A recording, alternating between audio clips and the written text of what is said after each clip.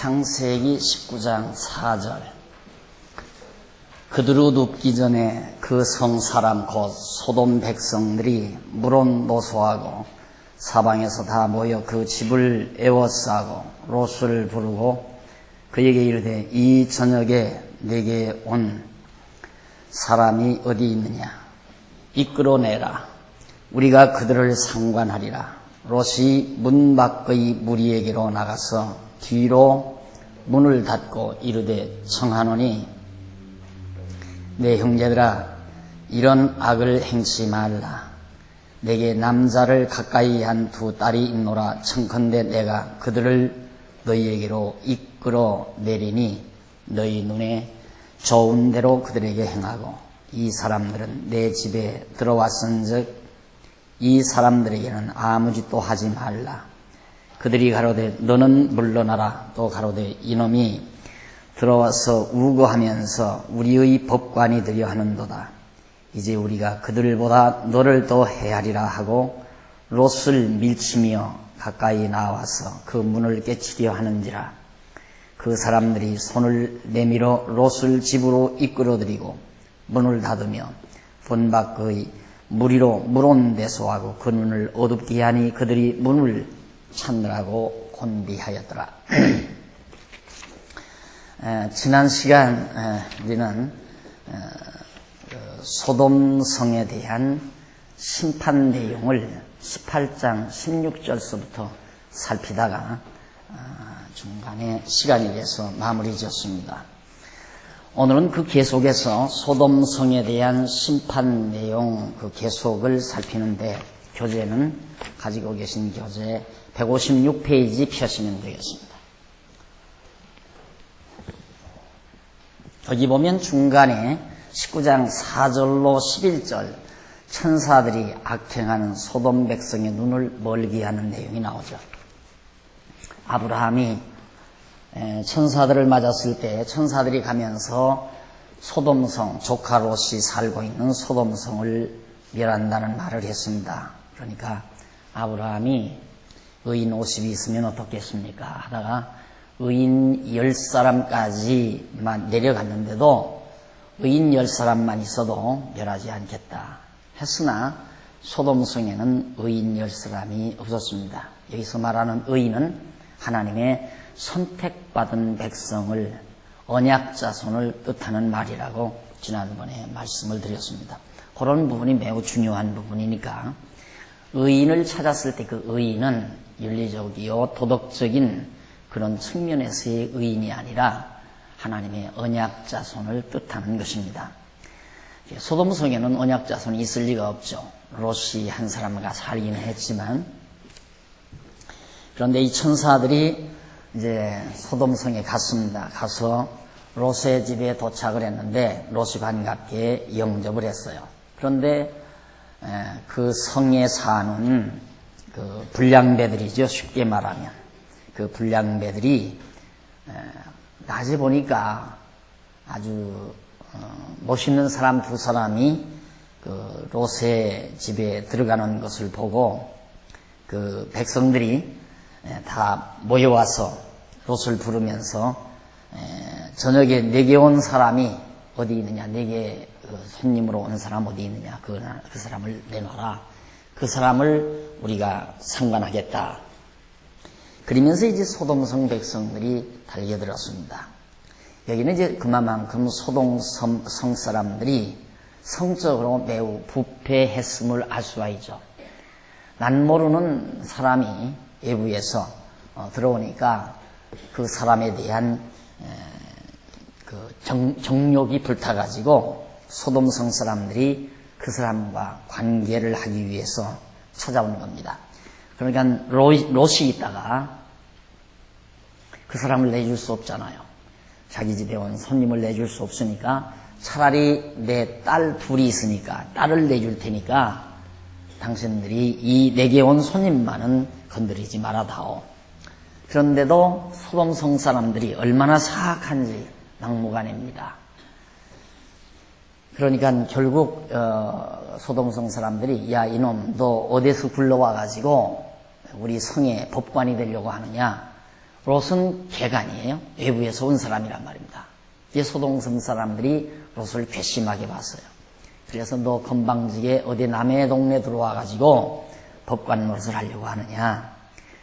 그러면서 이제 마구 행패를 하려고 하니까 찾아간 천사 두 사람이 롯을 집으로 끌어들이고 문을 걸어 잠고, 그래도 밖에서 성중 사람들이 난리를 치니까 바로 하나님의 사자들이 그 성중 사람들의 눈을 다 멀게 해버렸습니다.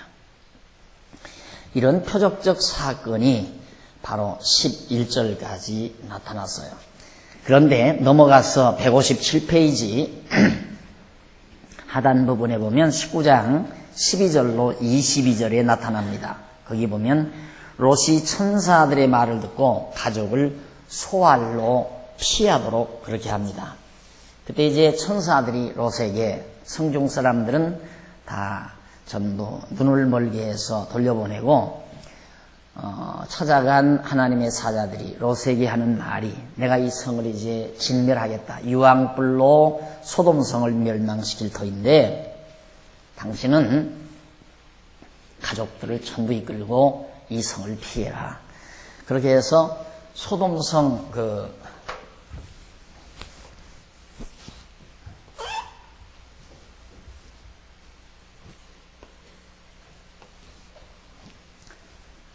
여기가 원래 소돔성짜리라고 그랬어요. 이 사해 이쪽이. 그러니까 여기를 조금만 벗어나서 소알이라고 하는 곳, 소알이라고 하는 자그마한 산지가 있는데 그쪽으로 피신을 해라. 그러면 너희 가족이 살 테니까. 그런 당부를 했습니다. 그래서 롯이 정혼한 딸, 그 14절에 한번 보세요. 롯이 나가서 그 딸들과 정혼한 사위들에게 고하여 이르되 여호와께서 이 성을 멸하실 터이니 너희는 일어나 이곳에서 떠나라 하되 그 사위들이 농담으로 여겼습니다. 이 성이 왜 망해? 이렇게 튼튼하고 견고하게 건설된 소돔성이 왜 망하느냐?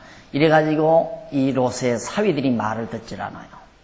이제 딸들이 다 결혼을 했는데, 그래서 동틀 때 천사가 롯을 재촉하여 가로되 일어나 여기 있는 네 아내와 두 딸을 이끌라 해서, 사위들은 말을 안 들으니까 자기 아내하고 두 딸하고 그렇게 해서 네 식구가 도망을 갑니다.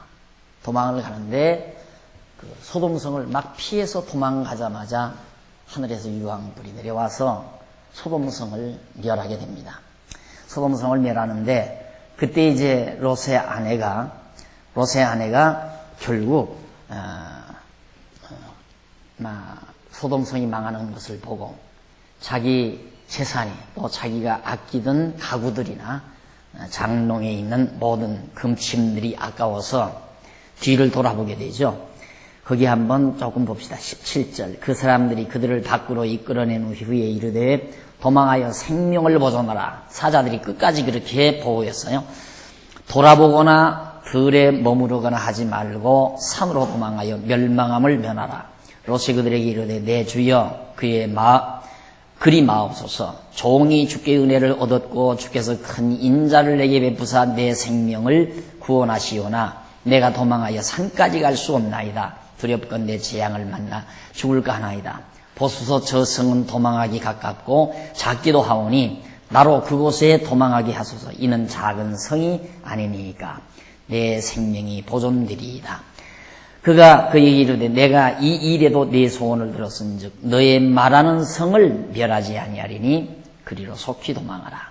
네가 거기 이르기까지는 내가 아무 일도 행할 수 없노라 하면서 롯이 아이라고 하는, 소알이라고 하는 조그마한 도성으로 도망하기까지 하나님의 사자가 소돔성에 내리는 재앙을 멈추게 했습니다.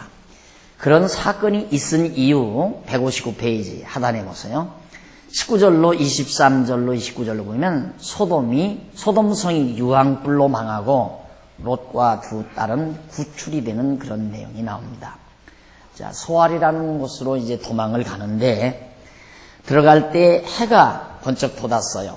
24절 여호와께서 하늘 곧 여호와께서 유황과 불을 비같이 소돔과 고모라에 내리사 그 성들과 온 들과 성에 거하는 모든 백성과 땅에 난 것을 다 엎어 멸하셨더라. 로스 아내는 뒤를 돌아봄으로 소금 기둥이 되었더라. 아브라함이 그 아침에 일찍이 일어나 여호와 앞에 섰던 곳에 이르러 소돔과 고모라와 그 온 들을 향하여 눈을 들어 연기같이 치밀음을 보았더라. 하나님이 그들의 성들을 멸하실 때 곧 로스 거하는 성을 엎으실 때 아브라함을 생각하사 롯을 그 엎으시는 중에서 내어 보내셨더라. 결국 소돔 성에서는 이제 피했는데 그 아내가 문제였죠. 롯의 아내가 뒤를 돌아보지 말라고 그랬는데 뒤를 돌아본 결과 그대로 뻣뻣하게 굳어져서 소금 기둥이 됐다라는 그런 내용이 거기 나옵니다. 그리고는 이제 롯은 그 두 딸과 함께 거기서 피한 사실이 바로 본문 말씀에 기록이 되어 있습니다. 그래서 이제 학자들이 이제 사해바다 이 아래 바닥이, 그러니까 소돔성이 망할 때 원래는 이 바다가 없었던 거라고 그래요. 바다가 없었는데 소돔 고모라가 망하면서 이 땅이 꺼지면서 성이 이제 땅속으로 들어가고, 그러면서 이제 갈릴리 호수에서 이 줄기가 내려와서 일로로 물이 들어오는데, 여기가 원래 소금으로 되어진 그런 산들이 많아가지고 이 물이 얼마나 지금도 짠지 모른다고 그래요. 저는 아직 안 가봤는데 이 물이 너무나도 짜거워가지고 사람들이 이 안에 들어가서 그냥 누우면 둥둥 뜬다고 그래요. 그래서 누워서 신문을 볼 수 있다고. 저희 선배가 다녀와서 사진을 찍어왔는데 이 물 위에 누워가지고 신문을 보면서 사진을 찍었더라고요. 그러니까 그만큼 짠 곳이죠. 그러니까 소돔 고모라 성에서 피해서 가다가 조카 롯의 아내가 소금 기둥이 됐다는 것도 이런 짠 지역에서 결국 뒤로 돌아보는 순간 뻣뻣이 굳어져서 결국 소금처럼 짠 그런 기둥처럼 이제 우뚝하니 서서 죽어버렸다, 그런 의미를 포함하는 내용입니다. 그래서 여기가 지금 완전히 소금밭이에요. 그래서 이 바닷속에 고고학자들이 이 바닷속에 소돔 고모라 성터가 있다는 증거를 하나하나 지금 발굴해내고 있습니다. 그러니까 과거 이 당시에 소돔 고모라 성이 망한 것이 무슨 역사 소설 내용이 아니라 실제 역사적 사실이었고 있었던 일이라 말입니다. 근데 그것만이 역사적 사실임을 증명하는 게 아니라 그 다음 또 보면 161페이지 19장 30절로 38절에 보면 롯의 두 딸이 아비와 상관하여 각각 아들을 낳는 내용이 나옵니다. 자, 이 소알이라는 곳으로 이제 롯이 갔는데, 이 롯이라는 사람이 갔는데 아내는 중간에서 이제 소금 기둥이 돼버렸고, 그 다음 이제 롯의 두 딸이 있어요. 딸이 있는데 그 딸의 이름이 거기 나옵니다. 롯이 30절 보십시다. 롯이 소알에 거하기를 두려워하여 두 딸과 함께 소알에서 나와 산에 올라 거하되 그 두 딸과 함께 굴에 거하였더니 그 딸이 작은 딸에게 이르되 우리 아버지는 늙으셨고 이 땅에는 세상의 도리를 쫓아 우리의 배필될 사람이 없으니 우리가 우리 아버지에게 술을 마시고 동침하여 우리 아버지로 말미암아 인종을 전하자 하고, 그 밤에 그들이 아비에게 술을 마시오고 큰딸이 들어가서 그 아비와 동침하니라. 그러나 그 아비는 그 딸을 따로 눕고 일어나는 것을 깨닫지 못하였더라. 이튿날에 큰딸이 작은 딸에게 이르되 어젯밤에는 내가 우리 아버지와 동침하였으니 오늘 밤에도 우리가 아버지에게 술을 마시우고 네가 들어가 동침하고 우리가 아버지로 말미암아 인종을 전하자 하고, 이 밤에도 그들이 아비에게 술을 마시우고 작은 딸이 일어나 아비와 동침하니라. 그러나 아비는 그 딸은 눕고 일어나는 것을 깨닫지 못하였더라. 롯의 두 딸이 아비로 말미암아 잉태하고 큰 딸은 아들을 낳아 이름을 모압이라 하였으니, 큰 딸, 이건 모압. 그 다음 작은 딸. 작은 딸은 그거 바로 나와요. 오늘날 모압 족속의 조상이요 작은 딸도 아들을 낳았으니 이름을 베남미라 하였으니 오늘날 암몬의 족속. 암몬 족속의 조상이 됐다. 그러면 지금 현재 아랍 국가들 때문에, 이슬람 족속 아랍 국가들 때문에 아주 세계가 아주 복잡하잖아요. 복잡한데 모압과 암몬이 이 지역에, 그러니까 요단강 사해바다 지중해, 이렇게 되거든요. 지중해, 여기 갈릴리 호수. 그런데 이 지역에 롯이 이제 자기 아내는 죽었고 큰 딸과 작은 딸만 따라갔는데, 소알이라는 자그마한 도성으로 갔는데 개간이에요. 나그네란 말입니다. 누가 롯에게 다시 재가 올 여자가 없죠. 이방인에게. 그러니까 이 두 큰 딸도, 큰 딸과 작은 딸도 누가 우리와 우리의 남편 노릇을 하겠느냐, 우리한테 장가를, 우리를 아내로 맞아서 종족을 이 땅에 퍼치겠느냐. 아무도 그럴 사람이 없으니까 좀 안 됐지만 자기 아버지를 술을 잔뜩 먹여놓고 큰 딸이 먼저 들어가서 아버지를 봤습니다. 그렇게 해서 이제 아이를 갖게 되고, 작은 딸도 역시 또 아버지를 통해서 받았어요. 그래가지고 이제 모압과 암몬 족속, 모압이라 했고, 아들을 모압이라 했고, 이 작은 아들은 암몬이라다. 베남미인데 모압 족속의 조상이 됐다. 그래서 실제로 암몬과 모압, 이들이죠. 암몬과 모압 족속. 실제 이들이 지금 살고 있잖아요. 이들이 결국 이 사우디아라비아 지역, 이 지역에 이제 나중에는 혼혈이 되죠. 다 섞어져요. 이들은 이쪽에서. 그래가지고 결국 아랍 족속 이슬람 국가의 한 분파로 이들이 이제 지금까지 살아오게 되는 겁니다. 그러니까 이 소돔 고모라 성의 멸망은 뭘 말하는가? 우리가 지난번 공부했듯이 아브라함과 조카 롯이, 아브라함은 이 가나안 쪽을 택했고 조카 롯은 이쪽 넓은 들을 바라보면서 소돔 고모라 성 쪽, 롯이 이제 이쪽을 택했다 이 말입니다. 그런데 하나님께서 롯이 택한 이방 지역은 멸망당하게 하고 아브라함이 택한 가나안 땅은 멸망하지 않도록 하나님이 보호하시는, 바로 그것이 언약 자손을 끝까지 하나님께서 보호하시는 하나님의 섭리를 역력히 거기에서도 보여주게 되는 겁니다. 그래, 이 당시에 롯이 두 딸과 더불어 모압과 암몬이라고 하는 아들을 낳지 않았다면 아마 이쪽 사우디아라비아 쪽, 이쪽의 종족들은 훨씬 더 단조로웠을 겁니다. 그러니까 이제 앞으로 또 나와요. 모압과 암몬 말고 에서와 야곱이 날 때, 야곱과 에서 날 때 에서 족속이 또 이제 빠져나가요. 에서 족속이 이쪽 사우디아라비아 쪽, 아랍 국가 쪽으로 그 종족들이 퍼져나가요.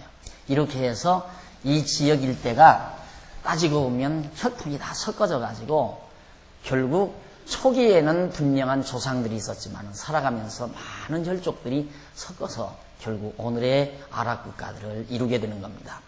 그러니까 지금 우리가 공부하고 있는 이 내용이 무슨 옛날 누구가 만들어낸 이야기가 아니라 이 역사적인 사실이고 실제로 있었던 일이라 말입니다. 자, 이렇게 해서 결국 롯의 두 딸을 통해서 많이 자손이 이제 번창하게 되어지는데 163페이지 보세요. 거기 보면 그랄 왕에 대한 제압이 20장이 나타나요. 그랄 왕에 대한 제압이다. 그 그랄 왕은 제압이라고 하는 것은 소돔성에 대한 심판 다음에 그러니까 하나님께서 롯이 택한 소돔성은 멸망하게 하고 아브라함을 통해서 그랄 지방의 왕을 제압시켜요. 그러니까 아브라함은 번창하고 롯은 망했다는, 소돔성은 망해버린다.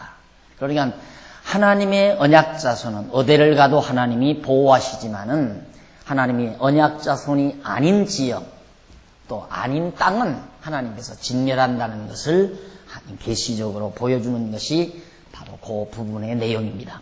그리고 20장 넘어가 보십시다. 20장 1절로 3절에 보면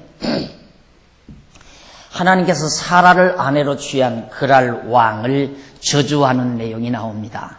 어떻게 해서 이런 사건이 나오느냐면 1절 보십시다. 아브라함이 거기서 남방으로 이사하여 가데스와 술 사이 그랄에 우거하며 그 아내 사라를 자기 누이라 하였으므로 그랄 왕 아비멜렉이 보내어 사라를 취하였더니 그 밤에 하나님이 아비멜렉에게 현몽하시고 그에게 이르시되 네가 취한 이 여인을 인하여 네가 죽으리니 그가 나무 아내임이니라. 아브라함은 이제 이쪽 세겜 땅 하란 쪽, 이제 하란이 아니라 이 세겜 땅 가나안 땅 이쪽에 아브라함을 선택했잖아요.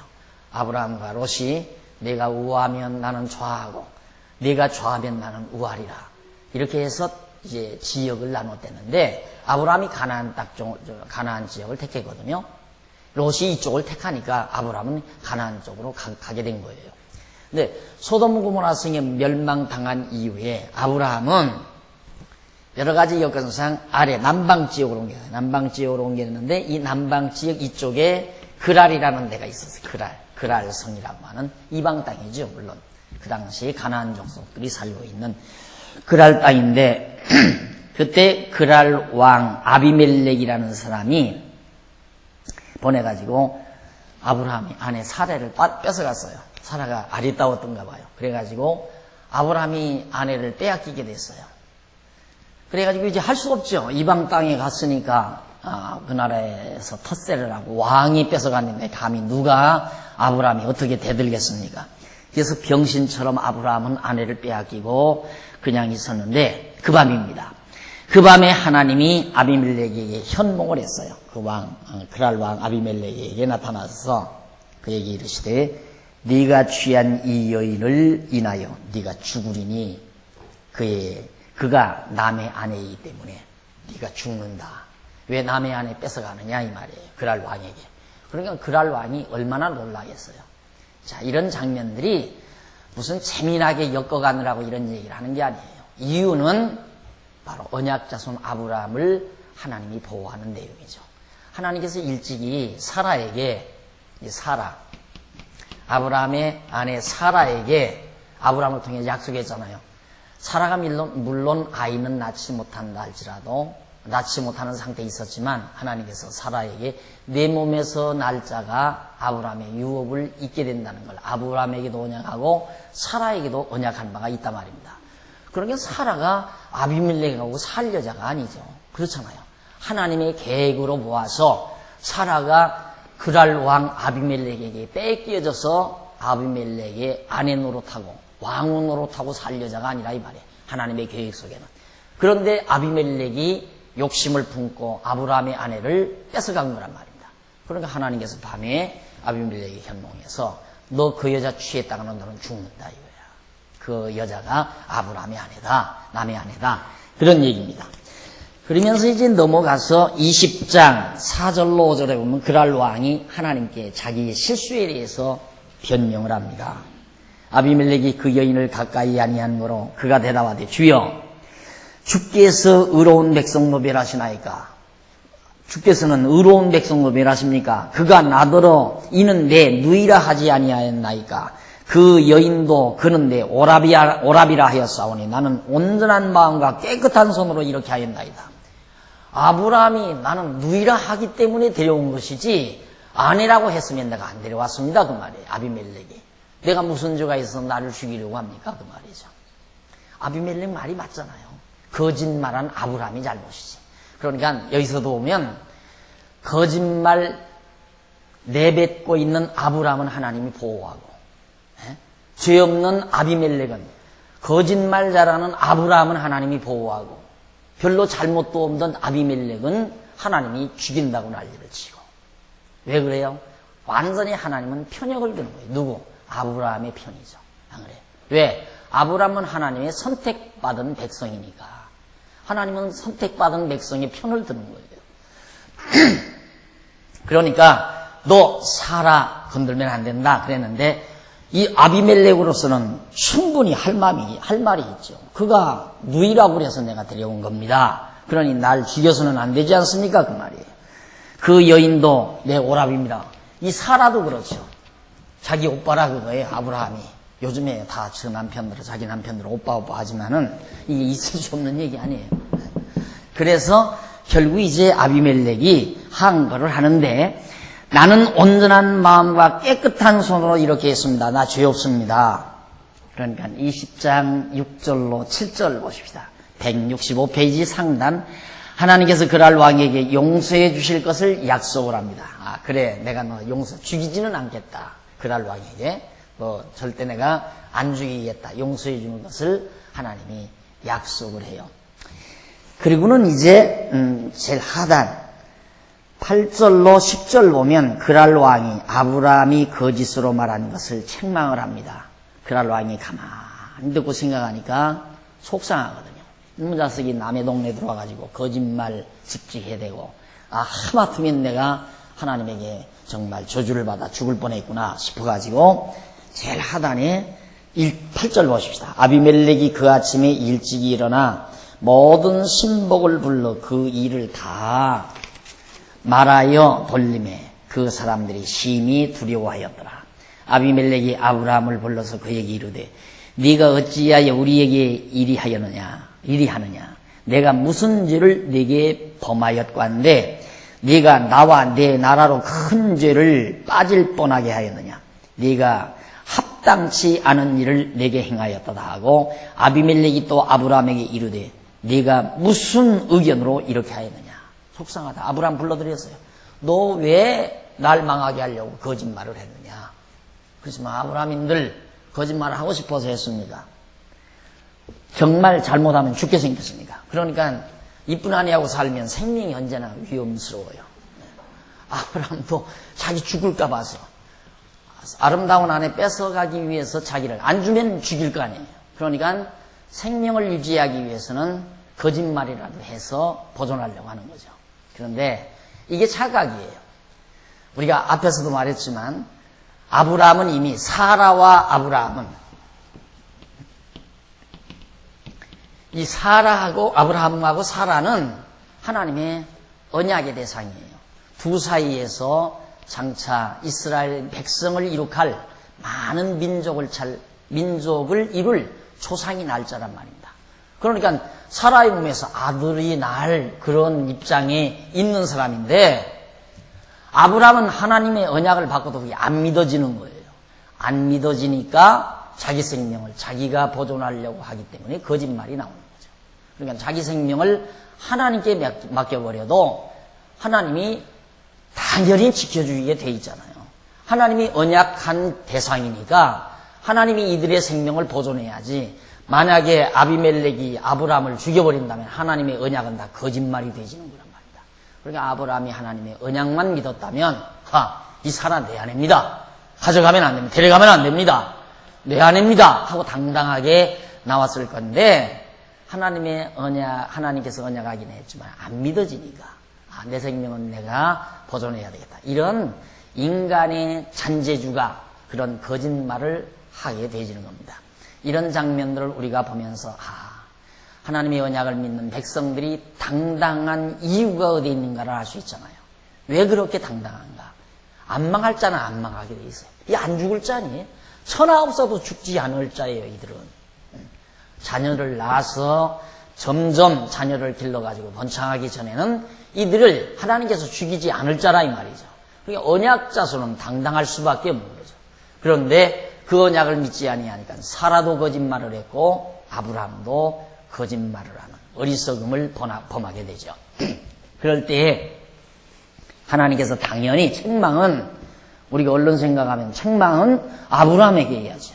그런데 왜 아비멜렉이에요? 아비멜렉 자기가 말한 대로 나는 잘못이 없습니다. 누이라고 해서 데려왔지 내가 아내라고는 내가 왜 데려왔겠습니까? 그런데 하나님은 누구를 책망했느냐? 아브라함을 책망하지 아니하고 아비멜렉을 책망했다 하는 부분도 우리에게 많은 의미를 시사해주고 있습니다.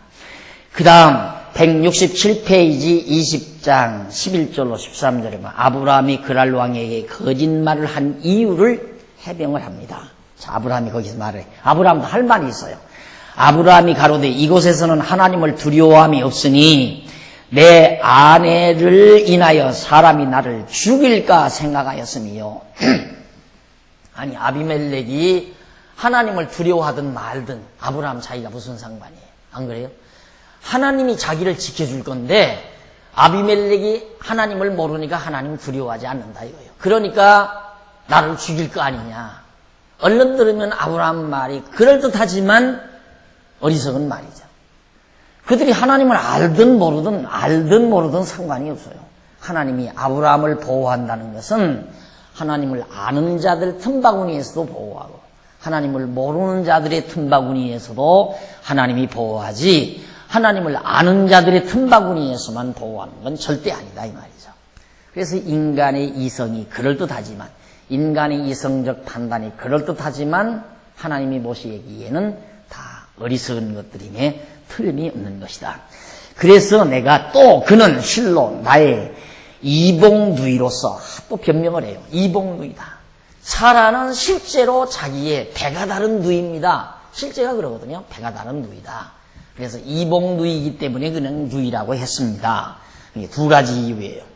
이 땅 사람들이 하나님을 모르기 때문이고 사실은 사라가 배가 다른 이복누이입니다. 그러면서 하는 말이 하나님이 나로 내 아비 집을 떠나 두루 다니게 하실 때 내가 아내에게 말하기를 이후로 우리는 가는 곳마다 그대는 나를 그대의 오라비라 하라. 이것이 그대가 내게 베풀 은혜라 하였었노라. 이미 자기들끼리 약속을 했어요.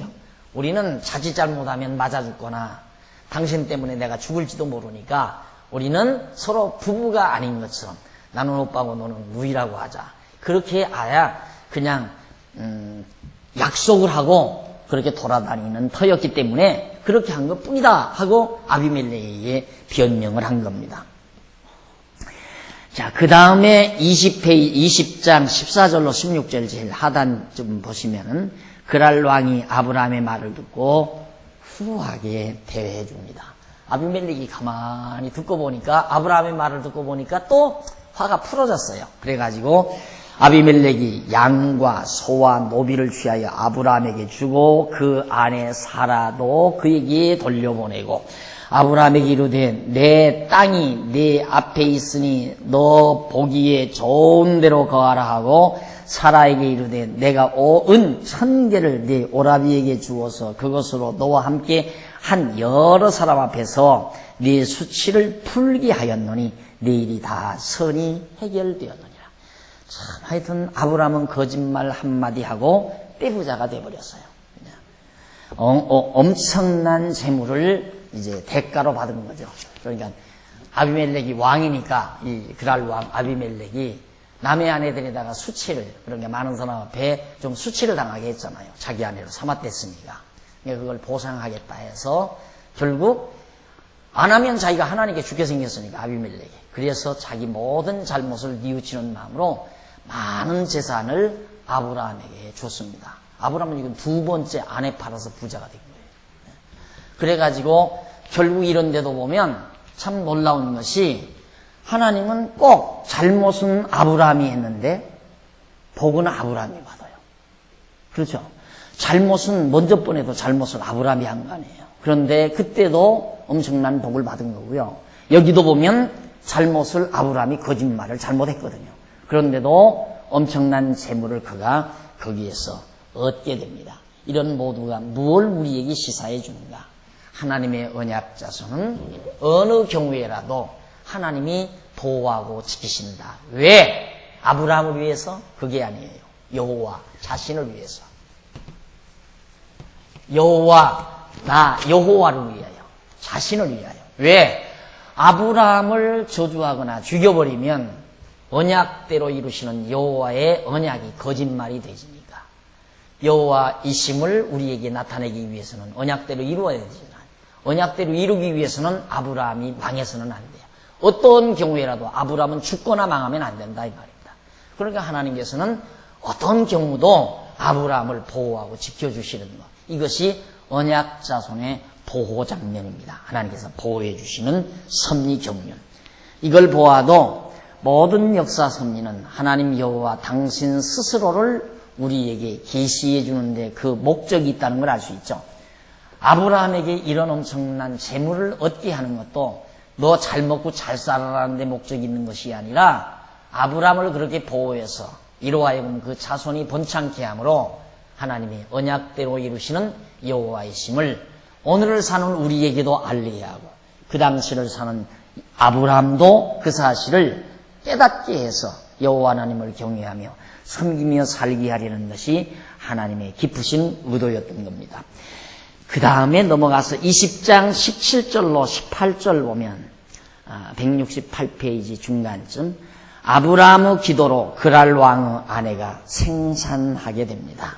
자, 아브라함이 하나님께 기도하며 하나님이 아비멜렉과 그 아내와 여종을 치료하사 생산케 하였으니 여호와께서 이왕에 아브라함의 아내 사레의 연고로 아비멜렉의 집 모든 태를 다 주셨습니다.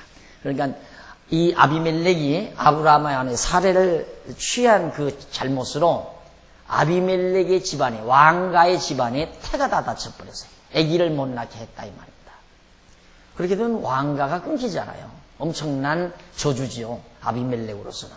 그런데 아브라함이 하나님께 기도해서 바로 아비멜렉의 왕가에 태가 다시 열리게 해서 잉태하게 해 주었다 하는 내용이 나와 있습니다.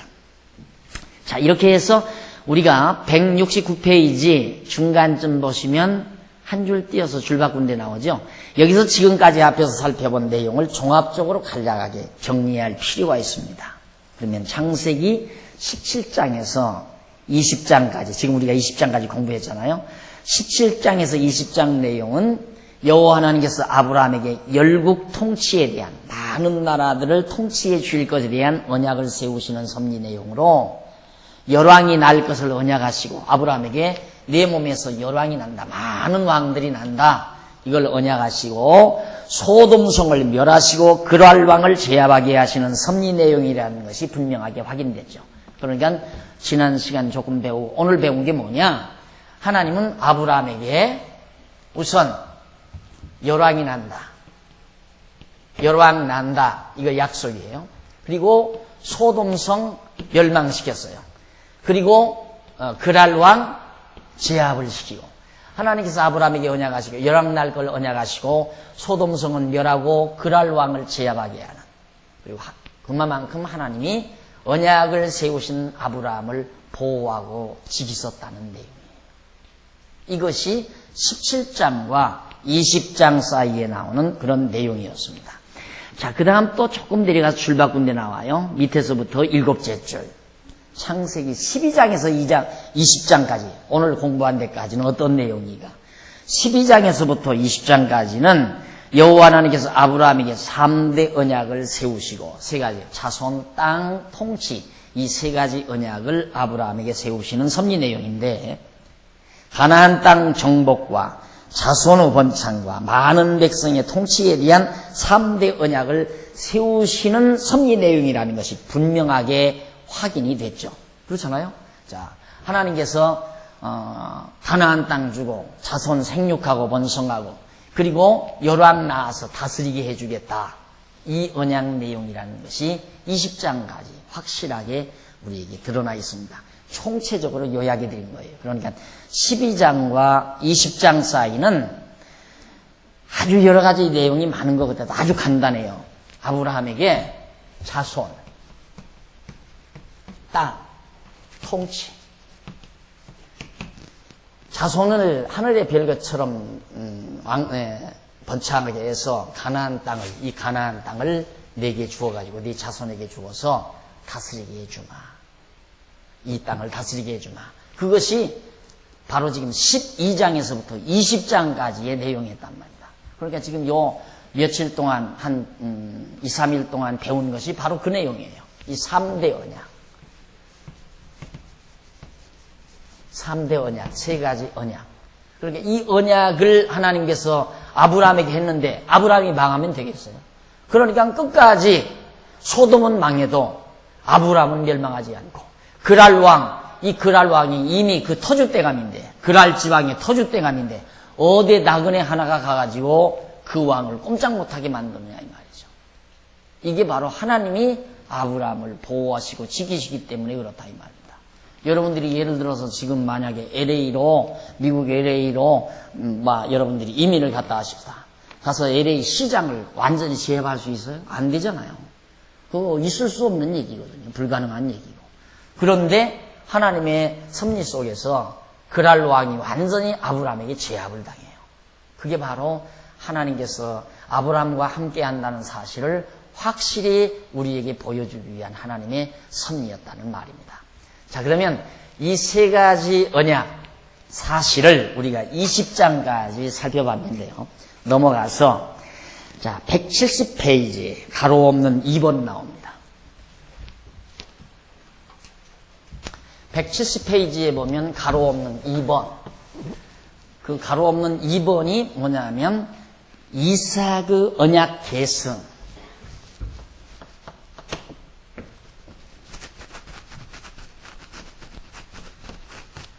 이삭이 하나님께서 아브라함에게 이 세 가지 언약한 것을 아브라함의 아들 이삭이 그 언약을 계승을 해요.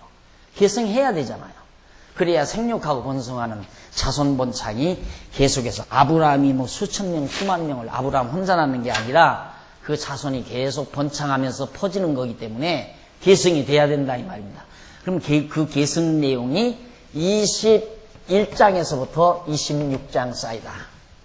이게 성경 한 구절도 빼놓지 않고 우리 다 하는 거예요. 그러니까 창세기의 내용이 뭔가, 창세기가 우리에게 전해주려는 내용이 뭔가, 12장부터 20장까지가 아브라함에 대한 언약이었고, 아브라함에 대한 이 세 가지 언약이었고, 그 다음 21장부터 26장까지는 이렇게 언약된 하나님의 언약이 아브라함의 아들 이삭에게, 아직 아브라함이 아들은 못 낳았잖아요. 아들을 못 낳았지만 이제 이삭이 언약을 계승하는 장면이기 때문에 이제 이삭 출생이 나오겠죠.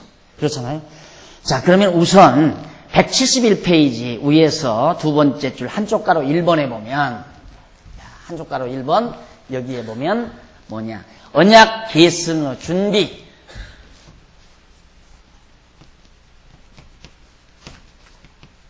하나님께서 이삭이 언약을 계승하도록 준비하는 내용이 바로 21장부터 23장까지, 21장에서부터 23장까지.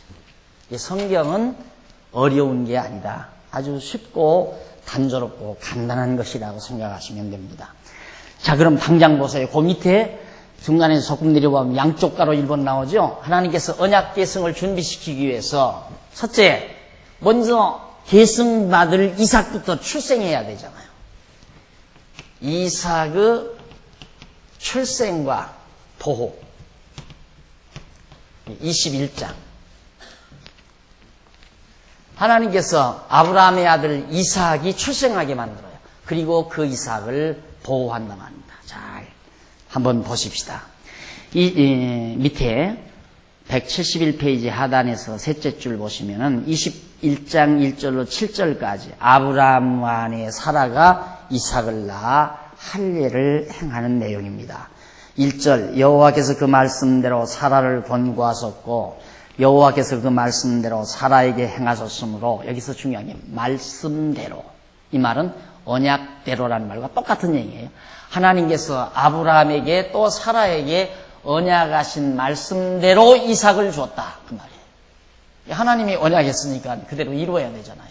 그래서 말씀대로 사라를 권고하셨고 여호와께서 그 말씀대로, 그 언약의 말씀대로 사라에게 행하셨으므로 사라가 잉태하고 하나님의 말씀하신 기한에 미쳐 하나님께서 딱 말씀하신 그 기한 때가 다가와서 아브라함에게 아들을 낳아.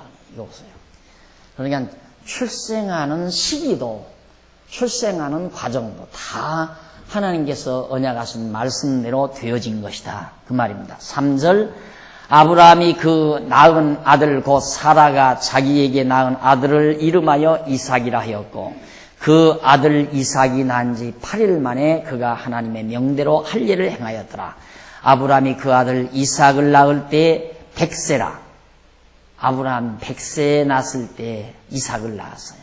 6절 사라가 가로되 하나님이 나로 웃게 하시니 듣는 자가 다 나와 함께 웃으리로다.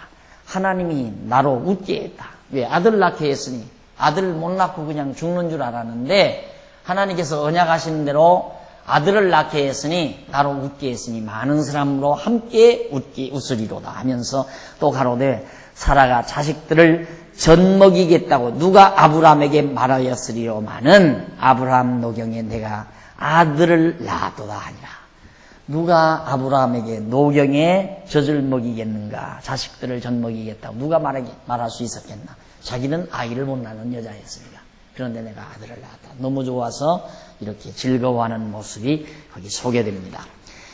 자, 그러면 본문 내용은 지금 제가 살짝 말하는 내용 가운데 다 들어있는 말입니다. 가장 중요한 것은 하나님이 아브라함과 사라에게 언약하신 대로 그 방법과 그 시기에 따라 아들 이삭이 출생됐다. 즉 말씀하신 대로, 언약하신 대로, 그것이 바로 핵심이에요.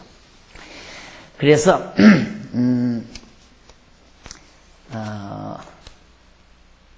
넘어가 보시면은 174페이지 중간쯤 거기 보시면은 8절로 9절 나와요. 21장 8절로 9절.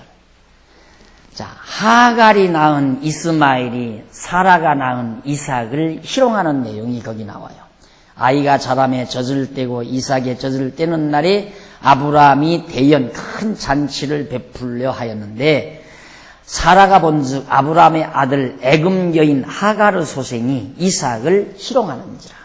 자, 젖을 뗄 때니까 아마 돌잔치쯤 되겠죠. 이삭이 돌잔치쯤 되겠는데 이런 큰 잔치를 베풀려고 이렇게 하는데 보니까 이미 몸종 하갈에게서 아브라함이 아내가 아니죠. 몸종이죠. 이 하갈이라는 여자에게서 아들이 하나 낳았잖아요. 앞서.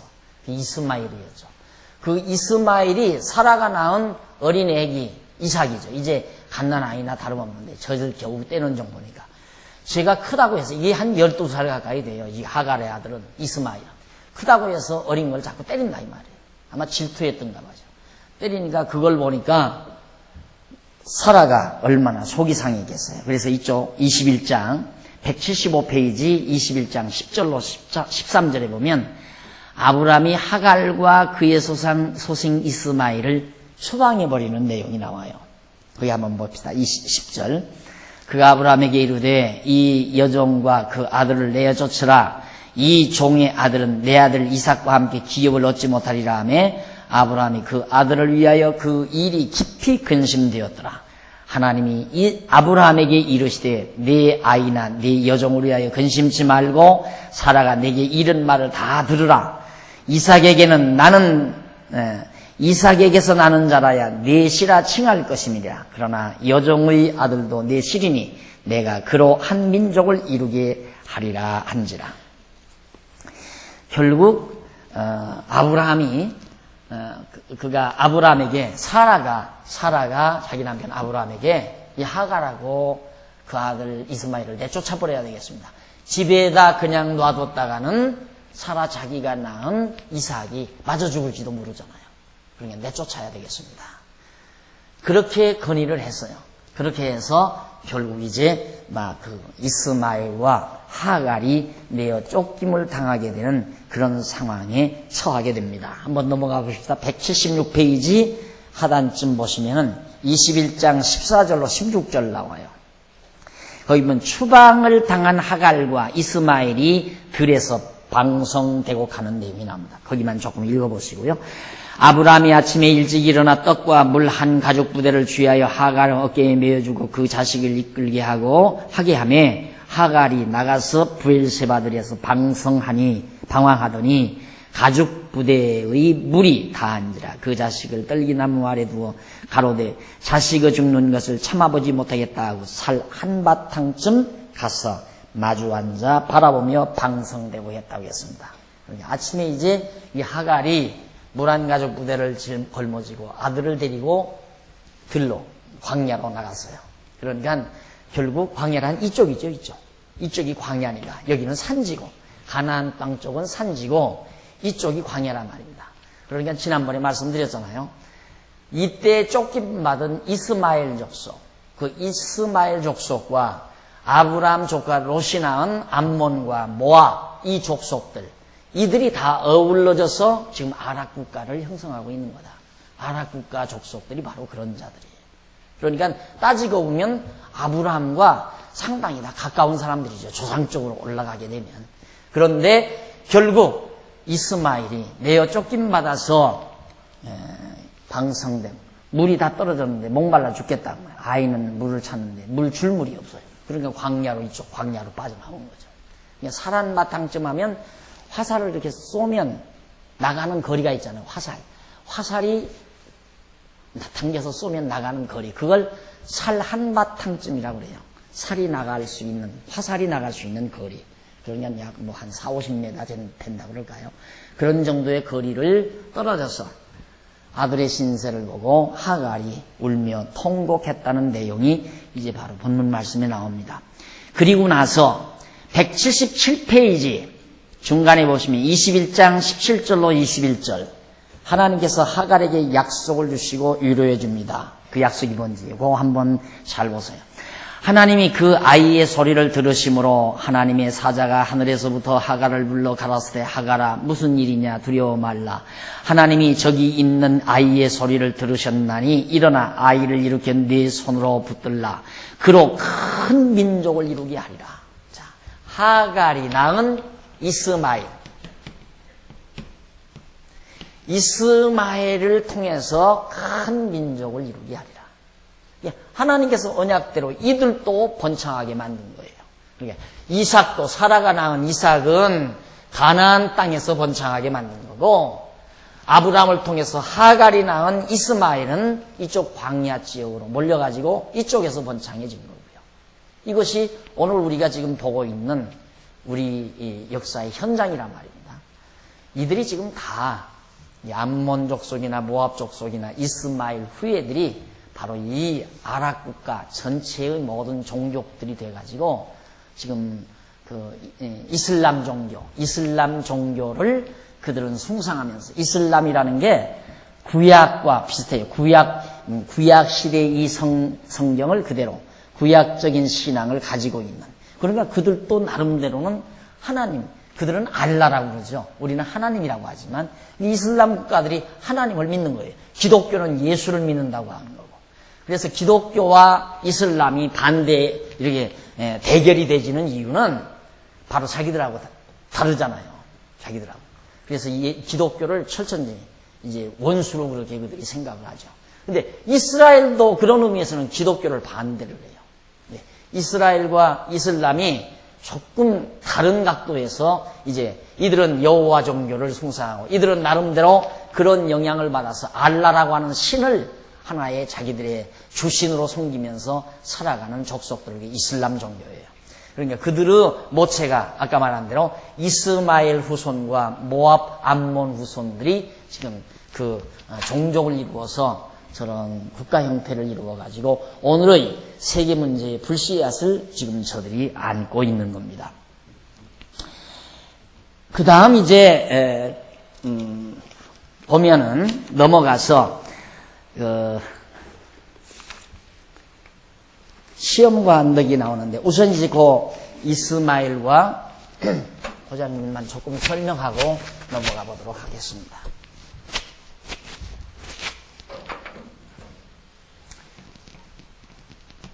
아브라함에서 이제 사라, 이삭이죠, 이삭. 그 다음 이제 이스마엘.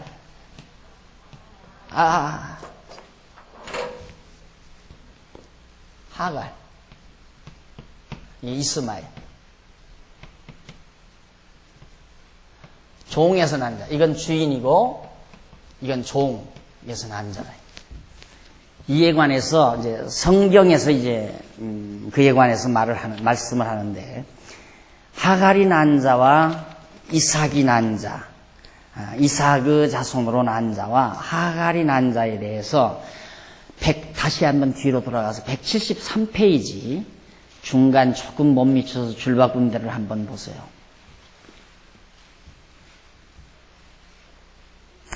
신약교회 성도가 나오죠. 173페이지 중간 좀 못 미쳐서 줄 바꾼데, 신약교회 성도가 땅 위에 사는 동안에도 하나님이 여호와이심을 믿게 되는 것은 하나님 여호와의 언약의 말씀대로 예수 그리스도께서 세상에 오셨기 때문이다. 그리고 그리스도로 오신 예수께서 천국을 약속하셨기 때문에 천국이 있다는 것도 믿게 되어지고 천국에 가게 되리라는 것도 믿어지게 되며 천국에 대한 소망도 분명해진다. 왜? 성도가 이 땅 위에, 우리 신약교회 성도가 이 땅 위에 사는 동안 하나님 여호와의 심을 믿게 되는 건 하나님께서 이렇게 언약대로 다 이루시는 걸 보니까 하나님이 여호와이시구나. 그걸 믿게 되고, 또 언약의 말씀대로 예수 그리스도께서 이 땅에 오셨다 이 말이에요. 이삭의 자손으로 예수 그리스도가 이 세상에 오셨잖아요. 네 씨로 인하여 만민이 복을 받으리라 하는 말씀대로 이삭의 후예로 예수 그리스도가 이 땅에 오셨다 이 말이죠. 그렇기 때문에 이렇게 언약대로 이루어지는 걸 보아서 예수님이 오셔서 언약하신 말씀대로 우리가 천국도 믿고 하나님의 나라도 믿을 수밖에 없는 것이다. 그런 얘기입니다. 그러면서 택한 백성들이 지상에 머무는 동안에는 믿음이 온전하지 못하지만 천국에 가면 하나님에 대한 믿음이 온전하지 못한 사람이 하나도 없죠. 다 믿음이 있을 수밖에 없는. 왜? 완벽하게 언약이 다 이루어지는 것인가? 이루어지는 시대의 그런 상황이기 때문에 안 믿을 수가 없다는 얘기입니다. 자, 그러면 그 다음 조금 더 넘어가서 하나 더 보고 넘어갈 곳은 174페이지 밑에서부터 네 번째 줄 뒷부분에 보시면, 사도 바울은 이스마엘을 가리켜 육체를 따라 난 자라고 하였고 이삭은 약속으로 말미암았다고 그렇게 말씀을 했던 사도 바울이. 그리고 그는 종인 하갈과 자유자인 사라를 두 언약으로 비유했다. 갈라디아 4장 22절로 26절에 나오는 말입니다. 다시 말하면 이스마엘은 종인 하갈의 몸에서 육체를 따라 난 자고 이삭은 자유자인 사라의 몸에서 약속으로 난 자인데, 이들을 낳은 두 여자들이 곧 종과 자유의 두 언약이라는 것이다. 이삭은 자유하는 여자에게서 낳고 이스마엘은 종에게서 낳았다. 그러므로 이삭은 율법의 종이 아니라 자유하는 여자 사라에게서 난 하나님의 아들이다. 그 말이에요. 그러니까 바로 두 언약이 있는데, 이것은 자유하는 자유의 언약, 이것은 종의 언약이다 이 말이죠. 종의 언약. 그래서 이삭은 자유자, 주인에게서, 이삭이 사라가 주인 아니에요? 하갈은 종이고 몸종이니까 종에게서 난 자가 이스마엘이고, 그래서 우리는 이삭을 따라 자유자에게서 난 하나님의 백성, 그러니까 율법에 얽매인 자가 아니라, 율법 아래에 매여 있는 자가 아니라 율법에서 벗어난 자유하는 하나님의 백성이다. 하나님의 아들이다 하는 말을 사도 바울이 비유 삼아서 그렇게 설명하고 있습니다. 그래서 175페이지 위에서 세 번째 줄 앞부분에 보시면, 네 번째 앞부분, 175페이지 위에서 네 번째 앞부분, 그러므로 이삭은 율법의 종이 아니라 자유하는 여자 사라에게서 난 하나님의 아들이다. 그래서 유업을 이을 자라는 뜻이다. 종은 아브라함의 유업 못 잊잖아요. 종은 정말 자유하는 아들이라야 유업을 잊지. 그러니까 하나님의 나라는 이 언약 자손이라야 하나님의 나라를 얻는다 그 말이에요. 그래서 천국으로 오신, 회개하라 천국이 가까웠느니라, 하나님의 나라로 오신 예수 그리스도가 이삭의 혈통을 따라 이 땅에 온 것이고, 이 예수 그리스도로 거듭나고 중생한 자가 하나님의 나라를 유업으로 받게 되어 있는 것이다. 이 종의 몸에서 난 자는 안 된다 그 말이죠. 그것이 지금 사도 바울이 설명하고 있는, 그렇게 예수를 믿어야 된다 이 말, 쉽게 말합니다. 예수를 그리스도로 믿어야 우리가 하나님의 나라를 유업으로 받을 자, 종이 아니라 아들이 되는 것이지, 율법에 의존하면 그건 종이다 그 말이에요. 종. 예수를 믿어야 아들이 되는 거고, 율법에 의존하면 그건 종이 됩니다. 그러니까 율법으로 말미암아서는 의롭다함을 얻을 수도 없을 뿐만 아니라 하나님의 나라를 유업으로 못 얻는다. 그것을 사도 바울이 밝혀주고 있는 것이 바로 지금 이 부분의 내용인 겁니다. 자, 이렇게 해서 결국 하갈이 추방되고 이스마엘이 내어 쫓기는 것은 이 가나안 땅, 이게 천국의 모형 아니에요? 이 가나안 땅은 네 차지가 될 수가 없다 그 말이에요. 너는 종이니까, 종의 몸에서 난 종이니까 네가 어떻게 이 아브라함의 유업을, 이 가나안 땅을 내가 유업으로 받을 수 있느냐. 그래서 이삭이 결국 출생해서 결국 언약을 계승하는, 이 가나안 땅 언약을 계승하는 준비를 하고, 준비하기 위해서 이삭이 출생하고 이삭이 보호를 받습니다. 이스마엘은 내쫓김을 받지만 바로 이삭은 아브라함이 자기 품에 보호하고 있다. 이유는 언약을 계승시키기 위해서. 거듭 강조하지만 언약 자손은 하나님이 지켜요. 이게 믿어져야 돼요. 이게 안 믿어지면 덜 불안하지요. 우리가 하나님의 언약 자손이라면 겁날 거 하나도 없어요. 두려워할 것도 없어요. 아까도 보지 않았어요? 아브라함 죽으면 누가 답답해요? 아브라함이 만약에 아비멜렉에게 자기 아내를 안 준다고 쳐 죽인다면 누가 답답해요? 하나님이 답답하잖아요. 그러니까 하나님이 죽이지를 않는다 이 말이에요. 절대 보호하지 하나님께서. 그러니까 하나님이 급한 나머지 밤중에 나타나서 이놈아 너 내 아내 그 남의 아내 건들면 너는 죽는다. 그게 남의 아내다. 그 여자 건드리지 말아라. 하나님이 보호하잖아요. 그러니까 그걸 믿어줬다면 아브라함이 거기 가서도 이게 내 아내입니다. 어쩔 거요? 뺏어가려고요? 한번 뺏어가 볼 테면 뺏어가 보십시오. 이렇게 할 수 있지 않느냐 이 말이에요. 믿음만 있었다면. 그럼 오늘 우리들은 정말 공부를 하고 내용을 알고 보니까 맞구나.